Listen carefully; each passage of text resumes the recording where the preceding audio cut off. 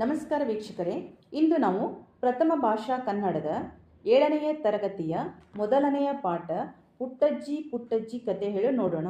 ಈ ಪಾಠವನ್ನು ಬರೆದವರು ನಾ ಡಿಸೋಜಾ. ಮೊದಲಿಗೆ ಕೃತಿಕಾರರ ಪರಿಚಯ ನೋಡೋಣ. ಡಾಕ್ಟರ್ ನಾರ್ಬರ್ಟ್ ಡಿಸೋಜರವರು 1937 ಜೂನ್ 6ರಂದು ಜನಿಸಿದರು. ತಂದೆ FC ಡಿಸೋಜಾ, ತಾಯಿ ರೂಪಿನಾ ಡಿಸೋಜಾ. ನಾ ಡಿಸೋಜರವರು ಈವರೆಗೆ 37 ಕಾದಂಬರಿಗಳನ್ನು, 4 ನಾಟಕಗಳನ್ನು, 28 ಮಕ್ಕಳ ಕೃತಿಗಳನ್ನು, 100 ಕಥೆಗಳನ್ನು ಬರೆದಿದ್ದಾರೆ. ಇವರ ಕಾದಂಬರಿ ಕಾಡಿನ ಬೆಂಕಿ ಹಾಗೂ ದ್ವೀಪ ಚಲನಚಿತ್ರಗಳಾಗಿ ರಜತಕಮಲ ಹಾಗೂ ಸ್ವರ್ಣಕಮಲ ಪ್ರಶಸ್ತಿಗಳನ್ನು ಪಡೆದಿವೆ. ಬಳುವಳಿ ಕಾದಂಬರಿ ಕೊಂಕಣಿಯಲ್ಲಿ ಚಲನಚಿತ್ರವಾಗಿದೆ. ಸಾರ್ಕ್ ದೇಶಗಳ ಸಾಹಿತಿಗಳ ಸಮ್ಮೇಳನದಲ್ಲಿ ಸ್ವಂತ ಕಥಾವಾಚನ ಮಾಡಿದ್ದರು. ಇವರ ಮುಳುಗಡೆಯ ಊರಿಗೆ ಬಂದವರು ಕಿರು ಕಾದಂಬರಿಗೆ 2011ರ ಕೇಂದ್ರ ಸಾಹಿತ್ಯ ಅಕಾಡೆಮಿಯ ಬಾಲ ಸಾಹಿತ್ಯ ಪುರಸ್ಕಾರ ದೊರೆತಿದೆ. ಕರ್ನಾಟಕ ಸಾಹಿತ್ಯ ಅಕಾಡೆಮಿ ಪ್ರಶಸ್ತಿ, ಗುಲ್ವಾಡಿ ವೆಂಕಟರಾವ್ ಪ್ರಶಸ್ತಿ, ಕರ್ನಾಟಕ ರಾಜ್ಯೋತ್ಸವ ಪ್ರಶಸ್ತಿ, ಮಂಗಳೂರು ಸಂದೇಶ ಪ್ರಶಸ್ತಿ, ನವದೆಹಲಿ ಕಥಾ ಪ್ರಶಸ್ತಿ, ಪುತ್ತೂರು ನಿರಂಜನ ಸಾಹಿತ್ಯ ಪ್ರಶಸ್ತಿ ಮುಂತಾದವುಗಳಿಂದ ಪುರಸ್ಕೃತರಾಗಿದ್ದಾರೆ. ಜನವರಿ 2014ರಲ್ಲಿ ಮಡಿಕೇರಿಯಲ್ಲಿ ನಡೆದ ಅಖಿಲ ಭಾರತ ಕನ್ನಡ ಸಾಹಿತ್ಯ ಸಮ್ಮೇಳನದ ಅಧ್ಯಕ್ಷರಾಗಿದ್ದರು. ಈಗ ಪದಗಳ ಅರ್ಥ ನೋಡೋಣ್ರಿ. ಹಾಡ್ಗತೆ, ಹಾಡು ಸೇರಿರುವ ಕತೆ. ತರಾವರಿ, ವಿಧ ವಿಧವಾದ. ಭೀತಿ, ಭಯ ಅಥವಾ ಹೆದರಿಕೆ. ಪ್ರಾಣಿಗಿಂಡಿ, ಕಾಡಿನಲ್ಲಿರುವ ಪ್ರಾಣಿಗಳು ನೀರನ್ನು ಕುಡಿಯುವುದಕ್ಕಾಗಿ ಹೋಗಲು ಮಾಡಿಕೊಂಡ ಕಿಂಡಿ. ಅಂಗಳ, ಅಂಗಣ ಅಥವಾ ಮನೆಯ ಮುಂದಿನ ಅಥವಾ ಹಿಂದಿನ ಬಯಲು ಭಾಗ. ಸಾಂತ್ವನ, ಸಮಾಧಾನ ಅಥವಾ ಸಂತೈಸುವಿಕೆಯ ನುಡಿ. ಆಶ್ರಯ, ಆಸರೆ ಅಥವಾ ಸಹಾಯ. ಮದ್ದು, ಔಷಧ. ಪಲಾಯನ, ಪಠಿಸು, ಓಡಿ ಹೋಗು.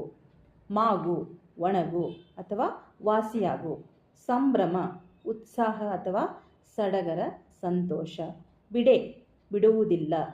ಯಾವತ್ತಾರ, ಯಾವತ್ತಾದರೂ ಅಥವಾ ಇನ್ನೊಂದು ದಿನ. ಈಗ ಪಾಠ ಪ್ರವೇಶ ನೋಡೋಣ್ರಿ. ಬೆಳಗ್ಗೆ ಶಾಲೆಗೆ ಬಂದ ವಿದ್ಯಾರ್ಥಿನಿಯರು ಶಾಲಾ ಆವರಣದಲ್ಲಿ ಕುಳಿತು ಮಾತುಗಳಿದ್ದಾರೆ ನೋಡ್ರಿ. ಮಾಲಾ, ನಿನ್ನೆ ನಮ್ಮ ಮನೆಯ ಸಮೀಪದ ದೇವಸ್ಥಾನದಲ್ಲಿ ಪುರಾಣದ ಕತೆ ಹೇಳುವ ಕಾರ್ಯಕ್ರಮ ಇತ್ತು. ನಾನು ನಮ್ಮಮ್ಮ ಹೋಗಿದ್ದೆವು. ತುಂಬ ಚೆನ್ನಾಗಿತ್ತು. ಅದಕ್ಕೆ ರೇಖಾ ಹೇಳ್ತಾಳೆ, ಪುರಾಣದ ಕತೆ ಹೇಳುವಾಗ ಮಧ್ಯೆ ಮಧ್ಯೆ ದೇವರ ನಾಮಗಳನ್ನು ಹಾಡುತ್ತಾರೆ. ನನಗದು ತುಂಬ ಇಷ್ಟ. ಮೇರೆ ಹೇಳ್ತಾಳೆ, ರೇಖಾ, ನನಗೆ ನೀತಿ ಕಥೆಗಳು ಎಂದರೆ ಇಷ್ಟ. ನನ್ನ ಬಳಿ ಕೆಲವು ನೀತಿ ಕಥೆಗಳ ಪುಸ್ತಕಗಳು ಇವೆ. ಫಾತಿಮಾ ಅದಕ್ಕೇನು ಹೇಳ್ತಾಳ್ರಿ, ಮಾಲಾ, ಕೆಲವು ಕಥೆಗಳನ್ನು ಹಾಡಿನ ರೂಪದಲ್ಲಿ ಹೇಳುತ್ತಾರಲ್ಲ. ಮಾಲಾ ಹೇಳ್ತಾಳ್ರಿ, ಹೌದು, ಇದನ್ನು ಕಥನ ಕವನ ಎನ್ನುತ್ತಾರೆ. ರೇಖಾ ಏನು ಹೇಳ್ತಾಳ್ರಿ, ಕೆಲವು ಕಡೆಗಳಲ್ಲಿ ಜಾನಪದ ಹಾಡುಗಳ ರೂಪದಲ್ಲಿ ಕತೆ ಹೇಳುತ್ತಾರೆ. ಇವು ತುಂಬ ಚೆನ್ನಾಗಿರುತ್ತವೆ. ಮಾಲಾ ಏನಂತಾಳ್ರಿ, ನಾನು ಚಿಕ್ಕವಳಿರುವಾಗ ನಮ್ಮಜ್ಜ ನನಗೆ ರಾಮಾಯಣ ಮಹಾಭಾರತದ ಕತೆ ಹೇಳುತ್ತಿದ್ದರು. ಬೇರೆ ಬೇರೆ ಕತೆ ಪುಸ್ತಕಗಳನ್ನೆಲ್ಲ ತಂದುಕೊಟ್ಟು ಓದಿಸುತ್ತಿದ್ದರು. ಫಾತಿಮಾ ಏನಂತಾಳ್ರಿ, ನನಗಂತೂ ಕತೆಗಳೆಂದರೆ ತುಂಬ ಇಷ್ಟ. ಮೇರಿ ಏನಂತಾಳ್ರಿ, ನನಗೂ ಅಷ್ಟೇ. ವಿದ್ಯಾರ್ಥಿನಿಯರು ಮಾತಾಡುತ್ತಿರುವಾಗ ಅಲ್ಲಿಗೆ ಬಂದ ತರಗತಿ ಶಿಕ್ಷಕಿಯ ಕಿವಿಗೆ ವಿದ್ಯಾರ್ಥಿನಿಯರ ಮಾತುಗಳು ಕೇಳಿದವು. ಶಿಕ್ಷಕಿ, ನಿಮಗೆಲ್ಲ ಕತೆಗಳೆಂದರೆ ಅಷ್ಟೊಂದು ಇಷ್ಟವೇ?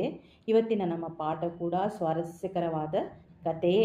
ಪುಟ್ಟಜ್ಜಿ ಹೇಳುವ ಕತೆ ಕೇಳುವ ಆಯ್ತೇ? ಇದನ್ನು ಕೇಳಿದ ಮಕ್ಕಳ ಮುಖ ಅರಳಿತು. ಈಗ ಪಾಠ ನೋಡೋಣ್ರಿ.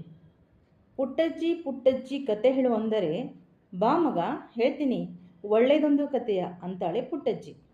ಕತೆ ಹೇಳುವುದರಲ್ಲಿ ನಮ್ಮ ಪುಟ್ಟಜ್ಜಿ ಯಾವಾಗಲೂ ಫಸ್ಟ್. ದೊಡ್ಡ ಕತೆ, ಸಣ್ಣ ಕತೆ, ಪುಟಾಣಿ ಕತೆ, ತಮಾಷೆ ಕತೆ, ಹಾಡ್ಗತೆ, ಹೀಗೆ ತರಾವರಿ ಅಂದರೆ ವಿಧ ವಿಧವಾದ ಕತೆ ಹೇಳುತ್ತಾಳೆ ಪುಟ್ಟಜ್ಜಿ. ಮೊನ್ನೆ ನಾನು ಪುಟ್ಟಜ್ಜಿ ಮನೆಗೆ ಹೋಗಿದ್ದೆ.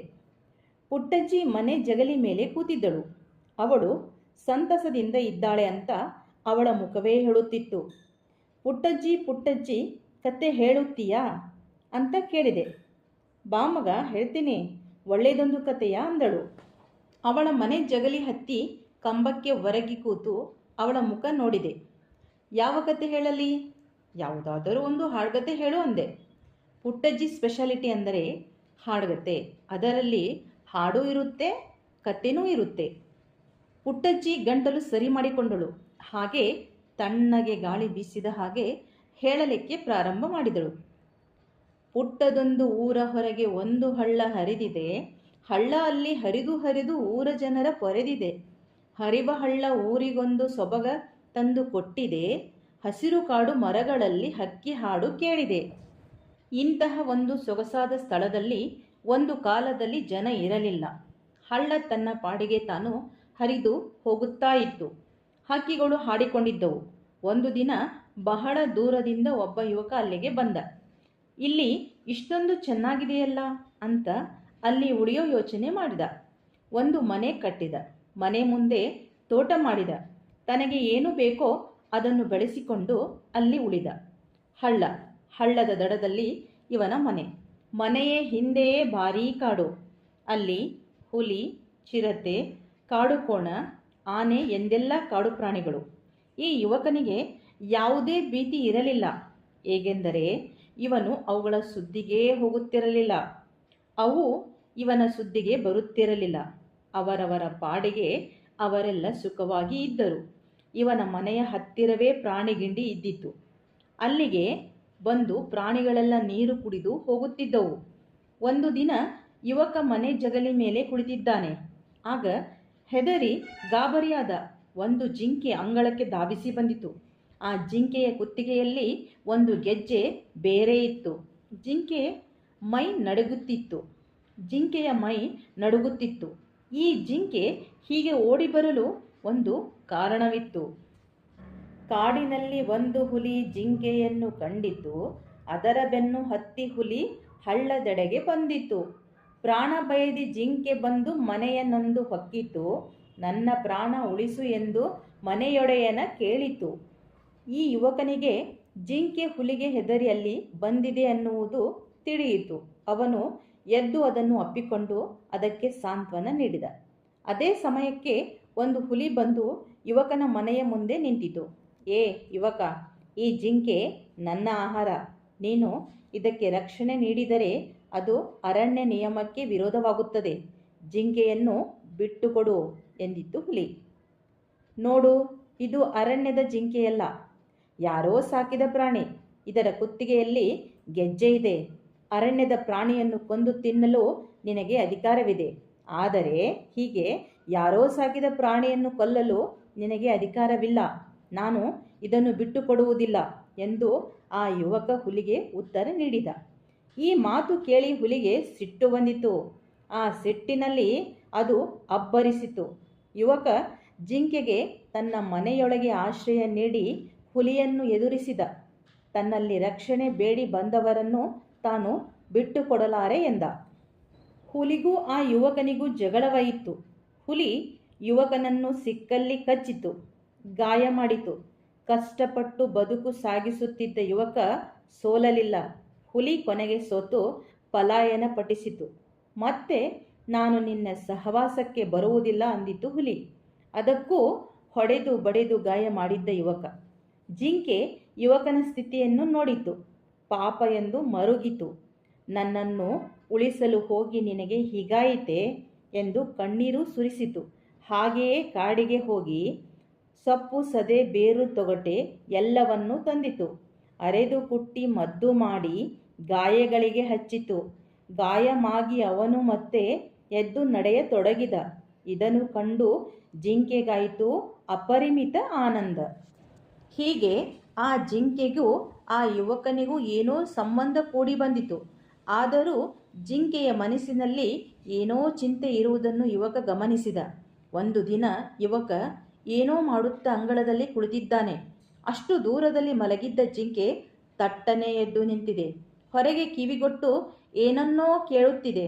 ಆಗ ಯುವಕನ ಮನೆಯ ಹತ್ತಿರವೇ ಒಂದು ಇಂಪಾದ ದನಿ ಕೇಳಿಸುತ್ತಿದೆ. ಜಿಂಕೆ ಮತ್ತು ಸಂಭ್ರಮದಿಂದ ಎದ್ದು ನಿಲ್ಲುತ್ತದೆ. ಚುಕ್ಕಿ ಎಲ್ಲಿದ್ದೀಯಾ, ಚುಕ್ಕಿ ಎಲ್ಲಿದ್ದೀಯಾ ಎಂದು ಒಂದು ದನಿ ಕೇಳಿ ಬರುತ್ತದೆ. ಜಿಂಕೆ ಹೊರ ಓಡುತ್ತದೆ. ಯುವಕ ಗಾಬರಿಯಿಂದ ಅದರ ಹಿಂದೆ ಓಡುತ್ತಾನೆ. ಅಲ್ಲಿ ಓರ್ವ ಯುವತಿ ಜಿಂಕೆಯನ್ನು ತಬ್ಬಿ ಹಿಡಿದಿದ್ದಾಳೆ. ಜಿಂಕೆ ಅವಳ ಕೈ ನೆಕ್ಕುತ್ತಿದೆ. ಅವಳ ಮೈಗೆ ತನ್ನ ಮೈ ತಿಕ್ಕುತ್ತಿದೆ. ಆಕೆ ಜಿಂಕೆಯ ಮುಖಕ್ಕೆ ತನ್ನ ಮುಖ ತಾಗಿಸಿ ಅಳುತ್ತಿದ್ದಾಳೆ. ಆ ಯುವತಿ ಈ ಯುವಕನನ್ನು ನೋಡಿದ ಕೂಡಲೇ ತನ್ನ ಪರಿಚಯ ಹೇಳಿಕೊಂಡಳು. ಇದು ನಾವು ಸಾಕಿಕೊಂಡ ಜಿಂಕೆ. ಇದರ ಮೇಲಿನ ಈ ಚುಕ್ಕೆಯ ಗುರುತಿಗೆ ಇದಕ್ಕೆ ನಾವು ಚುಕ್ಕಿ ಎಂದು ಕರೆದೆವು. ಇದು ಕೆಲ ದಿನಗಳ ಹಿಂದೆ ಕಾಡಿಗೆ ಬಂದು ಬಿಟ್ಟಿತು. ಇದನ್ನು ಒಂದು ಹುಲಿ ಅಟ್ಟಿಸಿಕೊಂಡು ಬಂದುದನ್ನು ಕೆಲ ಹಳ್ಳಿ ಜನ ನೋಡಿದರು. ಚುಕ್ಕಿಯ ಕತೆ ಮುಗಿಯಿತು ಅಂತ ನಾವು ತಿಳಿದೆವು. ಆದರೂ ನನಗೆ ಏನೋ ನಂಬಿಕೆ, ಚುಕ್ಕಿ ಬದುಕಿದೆ ಎಂದು. ನಾನು ಅವತ್ತಿನಿಂದ ಅದನ್ನು ಹುಡುಕುತ್ತಿದ್ದೆ. ಇಂದು ಇದು ಸಿಕ್ಕಿದೆ. ಆ ಯುವತಿ ಸಂತಸದಿಂದಲೇ ಇದೆಲ್ಲವನ್ನು ನುಡಿದಳು. ಆ ಯುವಕ ತಾನು ಚುಕ್ಕೆಯನ್ನು ಉಳಿಸಿದ ಕತೆ ಹೇಳಿದ. ಹುಲಿಗೂ ತನಗೂ ನಡೆದ ಹೋರಾಟದಲ್ಲಿ ತನಗಾದ ಗಾಯಗಳನ್ನು ತೋರಿಸಿದ. ಚುಕ್ಕಿಯು ಕಾಡಿನಲ್ಲಿ ಮದ್ದು ಮಾಡಿದ್ದನ್ನು ಹೇಳಿದ. ಚಿಕ್ಕಂದಿನಿಂದ ಚುಕ್ಕಿ ನಮ್ಮ ಮನೆಯಲ್ಲಿಯೇ ದೊಡ್ಡದಾಗಿದೆ. ನಾನು ಚುಕ್ಕಿಯನ್ನು ಬಿಟ್ಟು ಇರಲಾರೆ. ಇದನ್ನು ಮನೆಗೆ ಕರೆದೊಯ್ಯುತ್ತೇನೆ ಎಂದಳು ಯುವತಿ. ಅವಳು ಹಾಗೆ ಹೇಳುವಾಗ ಚುಕ್ಕಿಗೆ ವಿಷಯ ತಿಳಿದು ಹೋಯಿತು. ಅದು ಹೋಗಿ ಆ ಯುವಕನ ಮನೆಯೊಳಗೆ ಅವಿತುಕೊಂಡಿತು. ನಾನೂ ಇದನ್ನು ಬಿಟ್ಟು ಇರಲಾರೆ. ಹುಲಿ ಬಾಯಿಂದ ಅದನ್ನು ಕಾಪಾಡಿದ್ದೇನೆ. ಈಗ ನಿನಗೆ ಇದನ್ನು ಕೊಡಲಾರೆ ಎಂದ ಯುವಕ. ಹಾಗಾದರೆ ನಾನೂ ಇಲ್ಲಿಯೇ ಇರುತ್ತೇನೆ ಚುಕ್ಕಿಯ ಜೊತೆಯಲ್ಲಿ ಎಂದ ಯುವತಿ ಯುವಕನ ಮನೆಯೊಳಗೆ ಹೋಗಿ ಚುಕ್ಕಿಯನ್ನು ಅಪ್ಪಿಕೊಂಡಳು. ಚುಕ್ಕಿ ಎಂಬ ಜಿಂಕೆ ಪಾಪ ಹುಲಿಯ ಕಣ್ಗೆ ಬಿದ್ದಿತು. ಯುವಕನೊಬ್ಬ ಅದನ್ನು ಉಳಿಸಿ ಮನೆಯಲ್ಲಿರಿಸಿ ಸಾಕಿದ. ಹುಡುಕಿಕೊಂಡು ಬಂದ ಹುಡುಗಿ ಅದನ್ನು ಬಿಡೆ ಎಂದಳು. ಹುಡುಗ ಹುಡುಗಿ ಒಂದಾಗಲು ಚುಕ್ಕಿಯೇ ಮುಂದಾಯಿತು. ಹೀಗೆ ಹಳ್ಳದ ದಂಡೆಯ ಮೇಲಿನ ಊರು ಬೆಳೆಯಿತು. ಅನಂತರ ಇಲ್ಲಿ ಎಲ್ಲ ಸುಖವಾಗಿದ್ದರು. ಪುಟ್ಟಜ್ಜಿ ಕತೆ ಮುಗಿಸಿ ಎದ್ದಳು. ಮತ್ತೆ ಯಾವತ್ತರ ಬಾ, ಬೇರೆ ಬೇರೆ ಕತೆ ಹೇಳುತ್ತೇನೆ ಎಂದಳು ಪುಟ್ಟಜ್ಜಿ. ನಾನು ಸಂತಸದಿಂದ ಅಲ್ಲಿಂದ ಹೊರಟೆ. ಧನ್ಯವಾದಗಳು. ಈ ವಿಡಿಯೋ ನಿಮ್ಗೆ ಇಷ್ಟ ಆಗಿತ್ತಂದ್ರೆ ನಿಮ್ಮ ಫ್ರೆಂಡ್ಸ್ಗೂ ಶೇರ್ ಮಾಡಿರಿ.